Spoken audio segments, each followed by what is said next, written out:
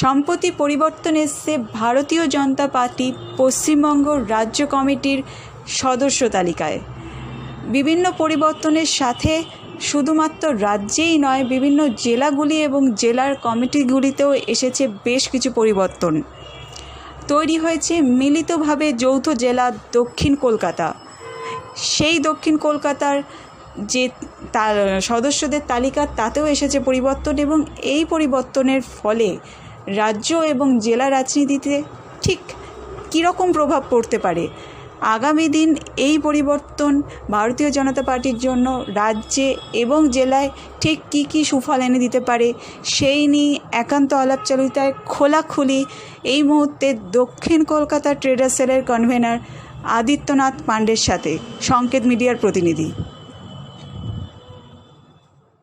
Subscribe our channel. Press the bell icon.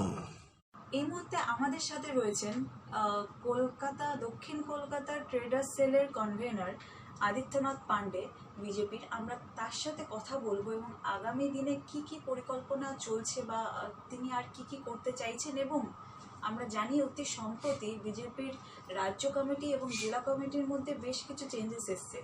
সেগুলো নিয়েই আমরা একটু একান্ত আলাপচারিতায় কথা বলবো আদিত্যনাথ পাণ্ডেদির সাথে, জানবো যে এই মুহূর্তে জেলায় ঠিক কী অবস্থা রয়েছে তাদের। দাদা নমস্কার। খুবই রিসেন্ট আমরা দেখেছি যে আপনাদের দলের মানে ভারতীয় জনতা পার্টির রাজ্য কমিটি এবং এই মুহূর্তে যেটা আমাদের দক্ষিণ কলকাতার আপনাদের যে জেলা কমিটি, সেই দুটোতেই বেশ কিছু পরিবর্তন এসছে। তো আমি দুটোতেই পরপর আসবো যে রাজ্য এবং জেলা কমিটির এই যে চেঞ্জেসগুলো হয়েছে, তাতে আগামী দিনে আপনারা কি কি সুফল পেতে পারেন বলে মনে হচ্ছে? दीदी देखिए, हम लोग लोकसभा के पहले जो हमारी टीम थी यहाँ की पश्चिम बंगाल भाजपा की, उसको लेकर के हम लोग इलेक्शन लड़े थे और हम लोग बहुत अच्छी सफलता हम लोग को मिली। यहाँ के 18 सीट हमने जीता, लगभग आधा सीट। अमित शाह जी पहले साल 1.5 साल पहले से वो बोल रहे थे कि हम लोग यहाँ 50% सीट जीतेंगे। 22-23 सीट का हम लोग का टारगेट था कि ये सीट हम जीतेंगे। दीदी एक ही चीज़ बोल रही थी कि यहाँ 42 सीट टीएमसी जीतेगी। हम लोग को पता था, अपना संगठन का पता था, हमारे कार्यकर्ता दिन रात लगे हुए थे। 1-2 सीट पे हम लोग थोड़ा बहुत वोट से हार गए, नहीं तो हम लोग आधा जीत ही लिए थे 22-23 पर। 18 सीट हमने जीता, टीएमसी को हाफ कर दिया। जहाँ तक सवाल अब आगे, हमारी टीम जो है ये तो समय समय अनुसार चेंज होती रहती है। दिलीप दा का टाइम हो गया था, फिर नया जब उनका निर्वाचन हुआ तो टीम अलग बनना ही था। और बहुत सारे हमारे सांसद हैं या नए नए जो कार्यकर्ता हैं, वो सारे लोग अभी पार्टी से जुड़े हैं, तो सबको जिम्मेदारी दी गई है। और अभी हम लोग अच्छी तरह से पूरे पश्चिम बंगाल में काम कर रहे हैं। आपने देखा अभी विगत 2 दिन पहले दिलीप दा के ऊपर अटैक हुआ। ये बहुत ही इसकी मैं भर्त्सना करता हूँ ऐसी घटना की, कि राजनीतिक पार्टी कोई भी हो, सीपीएम हो, कांग्रेस हो, बीजेपी हो, हम लोगों को चाहिए कि हम लोग अपने प्लेटफार्म से अपने पार्टी की तैयारी जो है जनता तक पहुंचाएं। जनता उसको सेलेक्ट करे, क्या उसको करना है क्या नहीं करना।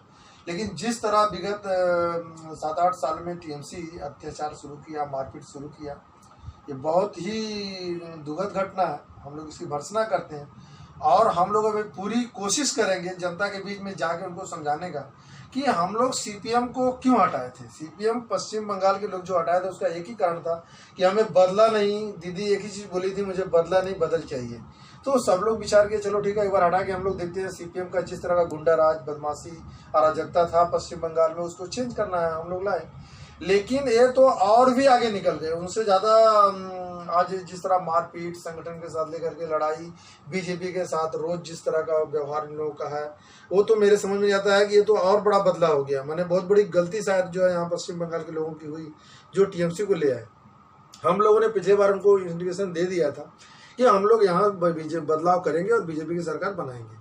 उसको कांग्रेस वाले हास्यास्पद रूप से ले रहे थे, टीएमसी वाले एक हास्यास्पद रूप से ले रहे थे। इनका गठबंधन बना कांग्रेस सीपीएम का और टीएमसी का, ये लोग लड़े भी। लेकिन ये लोग समझ नहीं पाए बीजेपी अपना संगठन किस तरह से बनाया है। और यहाँ तक कि जो यहाँ की सीएम है या इनके पास जो भी सारे मंत्री हैं, उन लोगों के पास भी उनको पता नहीं चल पाया कि बीजेपी अपना संगठन कैसे बना लिया। और हमने यहाँ से आधी सीट पे टीएमसी को हरा दिया। अब इनके समझ में शायद ये आ चुका है कि हमारा संगठन कहाँ पे है। आज भी ये लोग वही धारा अपना रहे हैं, आज भी ये लोग वही भाषा बोल रहे हैं। 42 में 42 वाली भाषा उनकी आज भी चल रही है कि हम हरा देंगे, बीजेपी को हटा देंगे। लेकिन उनको पता नहीं हमारा संगठन जमीनी स्तर पे क्या काम कर रहा है। हम ये पूरी तरह से हम लोग इसको मान चुके हैं और पूरी अपनी तैयारी कर चुके हैं कि इस बार टीएमसी को कारपोरेशन इलेक्शन में बुरी तरह हराएंगे। ये तो आप पहले भी कह चुके हैं कि इस बार आप सबने तय कर ली यह है कि टीएमसी को हराएंगे, पर एक सवाल जनता की ओर से कि जनता को अगर ये ठान ले कि टीएमसी जो कर रहे हैं इस वक्त जो अत्याचार या जो भी है ये सब से जनता बहुत परेशान है, पर उसके जो विकल्प है वही विकल्प के लिए तो बहुत सारे दल अभी भी है, कांग्रेस है, सीपीएम इस वक्त अभी भी है, आप लोग हैं, तो फिर क्यों इन सब में से बीजेपी जनता क्यों आपको ही चुने? देखिए, पश्चिम बंगाल में कांग्रेस को 25 साल तक यहाँ की जनता ने देखा है, इसके बाद 35 साल तक सीपीएम को देखा है, अब प्रायः 10 साल से हम लोग टीएमसी को देख रहे हैं। आज यहाँ की जनता के पास एक ही क्वेश्चन मेरा है कि आपने तो सबको देखा, इन लोगों को आपने मौका दिया, इन लोगों का देखा, इन लोगों का राज आपने देखा। कांग्रेस के समय में कैसा नक्सलवाद यहाँ पे चला, उसके बाद जब सीपीएम का आया तो उन्होंने कैसे गुंडाराज आतंकवाद यहाँ शुरू किया, टीएमसी तो उसकी पराकाष्ठा ही कर दी। तो आप लोगों ने सबको जो बार बार देखा है, एक बार तो हमें मौका दीजिए, आप बीजेपी की सरकार बना के देखिए। आज हम लोग जिस भी तरह से निर्णायक सरकार बनाते हैं, जो भी है, जहाँ भी हमारी सरकार बनी है, आप दिल्ली में देख लो, दिल्ली में जिस तरह हमने निर्णय लिया, चाहे सर्जिकल स्ट्राइक को, आज चाइना को हमने उनके नाकों में दम करके रखा है, उनको हमने घेर के रखा है, उनका सारा बिजनेस हम लोगों ने यहाँ पे पूरा इंपोर्ट को एक्सपोर्ट को हमने रोक दिया है। एक्सपोर्ट को बढ़ावा दे हम लोग जरूर रहे हैं, लेकिन इंपोर्ट को हमने रोक दिया है। जिस तरह का हम लोग प्रेशर बना के आज रखे हैं, हमारी सरकार डरने वाली नहीं है, ये सबको पता चल गया। हम लोग चाहते हैं, अभी ये अम्फन तूफान आया, हर गली गली में कितना पानी लग गया, कितने पेड़ गिर गए, कितना बिजली के खंभे गिर गए, आज तक वो अभी ठीक नहीं है बहुत सारे। आज हम लोग खिद्दीपुर इलाका में, जहाँ पे मैं खुद रहता हूँ, वहाँ पे देख लीजिए गली में क्या अवस्था था, पानी में क्या अवस्था था, कई लोगों को करंट लगा, मरे, क्या स्थिति यहाँ पे बन गया था। तो हम लोग चाहते हैं इस अराजकता से सबको छुटकारा मिले, जनता के लिए हम लोग काम करें। जो भी कोरोना यहाँ पे चल रहा था, उसको लेकर के हम लोग घर घर गए, घर घर अपना प्रोग्राम किए, जो हम लोग से सहयोग हो सका दिए। हम लोग जब पश्चिम बंगाल की जनता के लिए जितना हो सका किए। तो हम ये कहते हैं कि आपने कांग्रेस को भी देखा है, आपने सीपीएम को भी देखा है, आपने दोनों को ज्वाइंट लड़ते हुए भी देखा है, टीएमसी को भी देखा है। एक बार बीजेपी को आप चांस दीजिए, और हमको पूर्ण विश्वास है कि जिस तरह से उन्होंने आधा सीट देकर के पश्चिम बंगाल को बता दिया है कि हम बीजेपी के साथ हैं, इस कारपोरेशन इलेक्शन में और सामने वाले विधानसभा इलेक्शन में यहाँ जनता हमारा साथ देगी और हम अपनी सरकार बनाएंगे। यहाँ जो भी गुंडाराज, अराजकता, जो भी भय, कटमनी का जो इन लोगों का चल रहा है, ये सारे को हम लोग खत्म करेंगे। अम्फन और कोविड में एक सवाल पूछेंगे। तृणमूल के बहुत सारे नेता है, ये उनका एक दावा है या उनका एक कंप्लेंट भी है कि बीजेपी इतने सारे बात करते हैं, पर जब कोरोना के वक्त इतने सारे लोगों को काम बंद हो गया था, उनमें खाना नहीं मिल रहा था, अम्फन में जब इतने सारे क्षति हुई तो तब बीजेपी कहाँ था, क्यों उनको एक्टिविटीज नहीं दिखाया? तो इस बारे में आप क्या कहेंगे? शायद पता होना चाहिए आपको भी और जनता को, तो मालूम ही है कि अम्फान आने के दूसरे दिन ही मोदी जी दिल्ली से कलकत्ता आ गए थे, दीदी को लेकर के यहाँ पे दौरा किया और तुरंत 1000 करोड़ रुपया का उन्होंने हेल्प यहाँ की जनता के लिए उन्होंने किया और ये वादा किए कि आप अपना काम शुरू करिए, अगर दरकार होगा तो फिर और आपकी हेल्प करेंगे। और जहाँ तक हमारे कार्यकर्ताओं का सवाल है, आप लोग बहुत जगह देखे होंगे, हमारे आरएसएस के करता, बीजेपी के कार्यकर्ता खुद जमीन पे उतर के पेड़ों को काटे, रास्ता को ठीक किए, रास्ता खुलवाए। कोरोना का जो सवाल है उसमें हमारे कार्यकर्ता सब जमीन पे थे, सब घर घर जा करके जिसको जो भी दरकार था वो हर तरह का हेल्प किए, जहाँ कर सकते तो उन्होंने जनता के लिए सब कुछ किया। और हमारी सरकार जो 3 महीने के लिए राशन फ्री में दिया था पूरे देश में, यहाँ भी दिया। 80 करोड़ लोगों को मोदी जी ने बोला है कि अगले नवंबर तक हम जो है फ्री में खाने के लिए देंगे। ये कोरोना जो है पूरे विश्व में एक बीमारी ऐसी आ गई जो सारे विश्व में परेशानी का एक कारण बन गई। उससे लड़ते हुए हम लोग अम्फन का मुकाबला है और कई जगह पे तूफान आया, बॉम्बे में तूफान आया, हमारी सरकार सेंटर में भी लड़ रही है, यहाँ पे भी हम लोग पश्चिम बंगाल में जमीन पे उतर के हैं। आज बताइए, आज किस टीएमसी, किस कांग्रेस और सीपीएम के कार्यकर्ताओं के ऊपर हमला हो रहा है पश्चिम बंगाल में? आज 99% हमला हो रहा है बीजेपी कार्यकर्ताओं पे। क्यों हो रहा है? हम लोग जमीन पे काम कर रहे हैं तभी तो।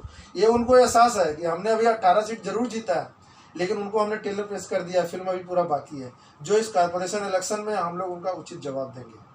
तो क्या आप सब काम कर रहे हैं इसलिए टीएमसी का ये अपप्रचार है? हाँ, हम लोग कंटिन्यू काम कर रहे हैं, जनता के बीच में हम लोग हैं। हम लोग सारा प्रूफ दे सकते हैं कि हमारे लोग कार्यकर्ता कहाँ पे हैं। आप देख रहे हैं कि आज कहीं भी कुछ होता है तो हमारे कार्यकर्ता पहले उतर जाते हैं। आरएसएस बीजेपी कार्यकर्ता हर जगह आपको मिलेंगे जो जमीन स्तर पे काम कर रहे हैं। टीएमसी आज सबसे ज्यादा परेशान इसीलिए बीजेपी को लेके है। वो बोलती है बीजेपी का संगठन कहाँ है। मेरा संगठन का हमने आधा सीट जीत लिया लोकसभा का, और जहां से उनका भ्रम है, भ्रम बने रहे तो अच्छा है। हमारे कार्यकर्ता जमीनी स्तर पे काम कर रहे हैं। इस बार हम लोग टीएमसी को हराएंगे, कारपोरेशन इलेक्शन में भी और विधानसभा में भी। इस बार एकदम डिस्ट्रिक्ट में आया, आप डिस्ट्रिक्ट का ट्रेडर सेल का कन्वेनर है। डिस्ट्रिक्ट में एकदम आम जनता के बीच इस वक्त क्या, मैंने आपको क्या लगता है कि जनता के दिल में बीजेपी का क्या जगह है इस वक्त? देखिए, मैं प्राय 93 से यहाँ बीजेपी कर रहा हूँ। यूपी दिल्ली में करता था, उसके बाद आने के बाद यहाँ बीजेपी में ज्वाइन किया। जमीनी स्तर से वार्ड से मैंने पॉलिटिक्स शुरू करके वार्ड से लेकर के मंडल में और जिला में मैं साउथ कलकत्ता बन गया। मैं ट्रेडर सेल में हूँ और पोर्ट एरिया में मैं रहता था। अभी 2-3 साल से, मैं 4 साल से बेहला में हूँ, लेकिन मेरा सारा बिजनेस और सारा एक्टिविटीज जो है कलकत्ता पोर्ट में है। मैं यहाँ देख रहा हूँ, यहाँ सारे बिजनेस बेहाल है। सीएफएस जो गवर्नमेंट के द्वारा बनाया गया है, 6-7 सीएफएस है, वहाँ पे काम नहीं है। पोर्ट का हाल बेहाल है। रोड का देख लीजिए अवस्था, बारिश में इतने पानी लग जाते हैं। पोर्ट का अवस्था पूरी तरह खराब है। हमारे यहाँ के मेयर साहब हैं, यहाँ के मंत्री हैं, यहाँ से विधायक हैं, अभी काउंसिलर भी हो गए हैं, लेकिन आज ये हाल है कि बारिश होता है 10 दिन पानी से भरा रहता है। आप देख लीजिए 76 में जाकर के, 80 में जाकर के, 79 में जाकर के, इनके जितने भी काउंसिलर हैं सब बेकार हैं। एक भी जमीन स्तर पे काम नहीं कर रहे हैं। अम्फन में आपने देखा टीएमसी लीडर लोग खुद लड़ना शुरू कर दिया। बॉबी हकीम जमीनी स्तर पे कुछ भी नहीं कर पा रहे हैं। हम लोग पूरी तरह से अपने संगठन को तैयार कर लिए हैं, जनता के बीच में है, और हमको पूर्ण विश्वास है कि जनता इस बार हमको सबक सिखाएगी। आप इस इलाका को लेके कहेंगे जो ये इस वक्त की जो मेयर है कलकत्ता की बॉबी हकीम, उनका भी जगह है, वो बहुत करीब है, यहाँ के विधायक भी है, काउंसलर भी है और मंत्री भी है, तो ये इलाका उनका सबसे करीबी इलाका है। यहाँ पे क्या आप लोग अपने जो बात है वो जनता को समझा पाएंगे या फिर उनका रहने का एक असर रह जाएगा, क्या लगता है? देखिए, कलकत्ता पोर्ट में आज हमारे मेयर साहब हैं, वहाँ के विधायक हैं, मंत्री हैं, लेकिन शायद शर्म आनी चाहिए कि मैं ये चीज़ दावा के साथ कह सकता हूँ कि कलकत्ता के आसपास के जितने, पश्चिम बंगाल तो छोड़ दीजिए, कलकत्ता जो इलाका है उसके अंदर सबसे गंदा इलाका अगर कहीं गंदगी के माने में है, पानी के माने में है, कूड़ा के माने में है, गंदा पानी आने के माने में, तो कलकत्ता पोर्ट है, हम दावा के साथ कर सकते हैं। वो मेयर हैं। आज हमारे एरिया में आप चले जाइए, बारिश होता है 10 दिन पानी लगा रहता है, सारे तार वहाँ टूटे हुए रहते हैं, वहाँ पे बारिश होता है तो भर जाता है, पेड़ गिर जाते हैं, 10-10 दिन पड़े रहते हैं, वहाँ कई लोगों को करंट लग चुका है, मर चुके हैं। गंदगी आप कभी भी जाके देख सकते हो। नारकीय जीवन जी रहे हैं 78-79 के लोग, आप जाके पता कर सकते हो कि हाल पोर्ट एरिया में जो पोर्ट का क्वार्टर्स है, या अपना 79 वार्ड में बहुत सारे लोग हैं जो उधर का जो गरीब लोगों का इलाका है, वहाँ पे क्या अवस्था है। पानी इतना गंदा आता है आप पी नहीं सकते हैं। सारे वहाँ अवैध बिल्डिंग बनाया जा रहा है, अवैध पार्किंग किया जा रहा है। मैं कुछ दिन पहले मैं खुद बॉबी हकीम जी से मैं जाके मिला था कारपोरेशन में, उनको मैं अवैध पार्किंग के लिए एक लेटर दिया था, उनको मैं समझाया था कि यहाँ पे इतना अवैध पार्किंग हो रही है, उसको आप रोकिए, इससे आपका नगर निगम का नुकसान हो रहा है, जनता के लिए काम करना होगा। उसके लिए हमने उनको एक मेमोरेंडम भी दिया था कि इस तरह काम करिए, लेकिन आज तक कुछ भी काम नहीं हुआ। वो बोले ठीक है मैं कर दूंगा। मैं इसको फेसबुक में भी, व्हाट्सएप में भी कंटिन्यू में चलाता रहता हूँ कि पोर्ट एरिया के लिए काम करिए, लेकिन कुछ हुआ नहीं। देखिए, अब हम लोग को पूरा विश्वास है हमारी सरकार बनेगी, हम लोग उसके लिए काम करेंगे। तो इस सिलसिला में हमारा बंगाल में एक बात है जो है प्रदीपेर तलाय अंधकार, इसका मतलब दिए का नीच का अंधेरा। क्या इस जगह का हाल भी वही है? मेयर रहते हुए भी क्या अगर ये हाल है सच में, तो क्या इस जगह के हाल भी वैसी है? आप खुद देख सकते हैं। आप इस समय चले जाइए 79 नंबर वार्ड में, 80 नंबर वार्ड में, 75 नंबर वार्ड में, 76 नंबर वार्ड में। जिस दिन बारिश होता है आप आइए, मैं चलता हूँ, और टीएमसी के जो भी लीडर आप बुला लीजिए, वहाँ स्थिति देख लीजिए। शायद कलकत्ता का सबसे नारकी जीवन जो है कलकत्ता पोर्ट के लोगों का है। तो ये तो मुझे शर्म आती है कि यहाँ के जो है मेयर है नहीं थे, अभी जबरदस्ती बने हुए हैं, अलग बात है। हमारा इलेक्शन होगा तो इस बार हम उनको हरा के हटा देंगे, लेकिन आज जो सब वहाँ का अवस्था है, आज वो सेकंड मंत्री माने जाते हैं टीएमसी में, ममता के बाद जो है शक्तिशाली मंत्री और शहरी विकास मंत्री हैं, उनका बहुत बड़ा एक जिम्मेदारी है। बट मेरे समझ में नहीं आता है कि अगर आप अपने इलाका को ठीक नहीं कर सकते हैं, पोर्ट को ठीक नहीं कर सकते हैं, तो फिर आपको मेयर बनना, मंत्री बनने का क्या फायदा, मेरे समझ में नहीं आता। आप अपने लगा वो करके दिखाइए। हम लोग चैलेंज करते हैं, हम लोग टीएमसी से लड़ाई में, गाली गलौज में, मारपीट में चैलेंज नहीं करते हैं, हम उनसे विकास के लिए चैलेंज करते हैं। आप चलिए, जमीन स्तर पे आप भी काम कर रहे हैं, हम भी कर रहे हैं, जनता के बीच लड़ेंगे और आपको हराएंगे। हमारा एक ही दावा है कि हम इस बार टीएमसी को पश्चिम बंगाल से हराएंगे। একাধিক প্রশ্নের উত্তরে খোলাখুলিভাবে আদিত্যবাবু জানালেন যে যদি এবছর ভোট হয় তাহলে কলকাতা কর্পোরেশন তাদের হবে, অর্থাৎ এইবার কর্পোরেশনের ওপর জয় বা কর্পোরেশনের ওপর অধিকার ভারতীয় জনতা পার্টির হবে, এমনটাই আশা তিনি রাখছেন। এবং তিনি এটাও মনে করছেন মানুষ তাদের সাথে আছে, তৃণমূলের ওপর থেকে মানুষের ভরসা চলে গেছে। এখন আগামী দিনে মানুষ কার দিকে থাকবে সেটাই দেখার। ক্যামেরায় স্বরূপ বিশ্বাসের সাথে মৌসুমী, সংকেত মিডিয়া।